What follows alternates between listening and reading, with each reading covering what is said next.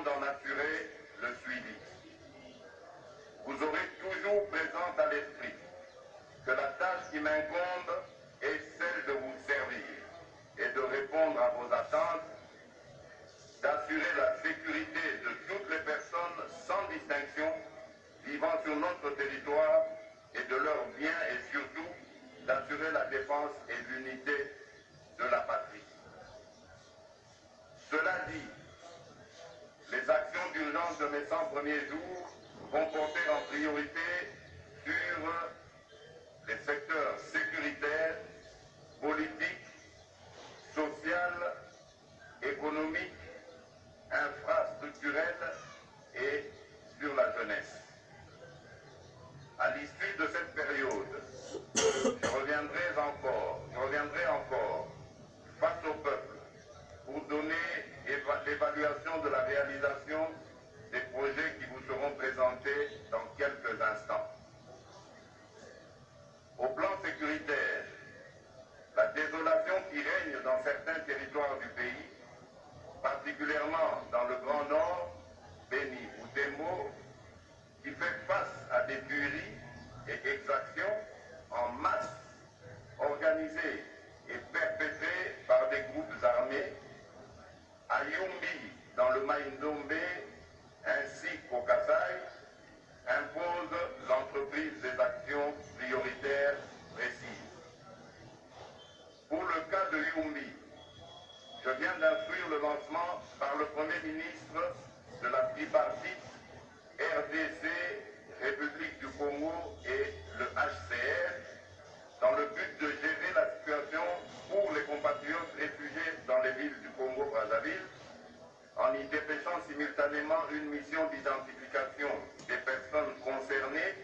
en vue de leur retour au pays. Au plan interne, pour faire face à la situation humanitaire qui est dramatique, une mission sous la coordination de la présidence de la République a été chargée de préparer le retour de nos concitoyens déplacés dans les provinces voisines dans les meilleures conditions. J'ai demandé que les sommes affectées aux dépenses de la dite mission soient décaissées en procédure d'urgence. Au même moment, j'ai instruit que les forces de police permanentes, appuyées par des unités opérationnelles, soient déployées dans les territoires concernés avec une logistique conséquente. De même, pour rétablir l'autorité de l'État à Yumbi, un autre administrateur du territoire et ses adjoints seront nommés très prochainement. Le génie militaire sera mis à contribution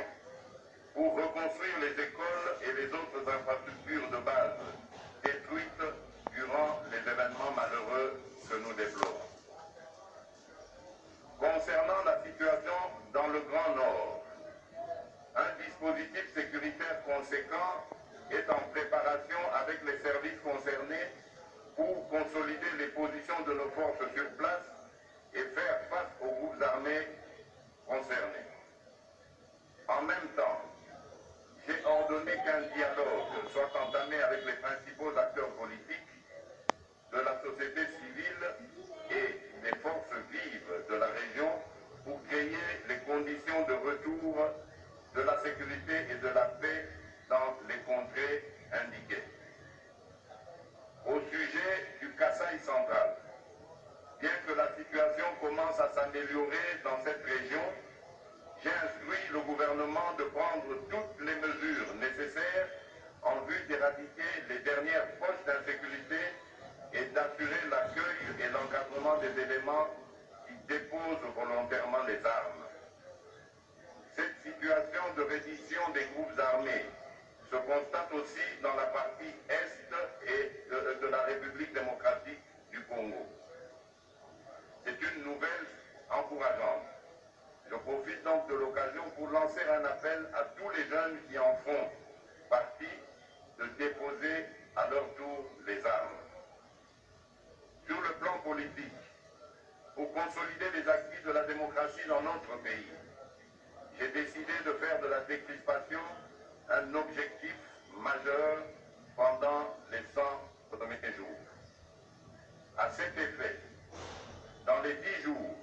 je vais prendre une mesure de grâce présidentielle au bénéfice de prisonniers politiques ayant été condamnés par des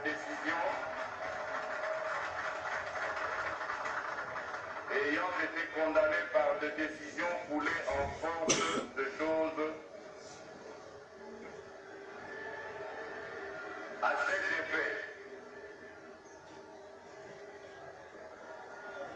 À cet effet, dans les 10 jours, je donne une mesure de grâce présidentielle au bénéfice des prisonniers politiques ayant été condamnés par des décisions foulées en force de choses jugées. En même temps, je vais instruire le ministre de la Justice de prendre dans le même délai susdit toutes les mesures nécessaires dans les conditions prévues par la loi pour une libération conditionnelle de toutes les personnes détenues pour les délits d'opinion, notamment dans le cadre des manifestations politiques avant les élections. Dans le même ordre d'idées, je vais œuvrer activement à créer les conditions d'un retour rapide des compatriotes qui se trouvent actuellement à l'extérieur du pays pour des raisons politiques, afin qu'ils y exercent leurs activités dans le respect de la loi et des institutions républicaines. Concernant les infrastructures, dans l'objectif d'assurer l'intégration nationale et de faciliter les échanges entre provinces, la mise en place des infrastructures fiables reste une priorité. Aujourd'hui, sur 58 129 km de routes d'intérêt général,